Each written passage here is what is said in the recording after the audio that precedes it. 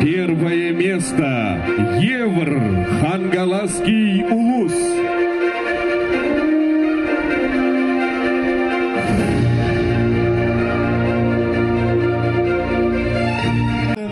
Аксүйдүдүн федерациядын президенти, оны Евр тренери Отакяканов Петр Васильевич. Бүгін Евр официально 5 старты болар, онда официально үз кайда, уверенно кайда.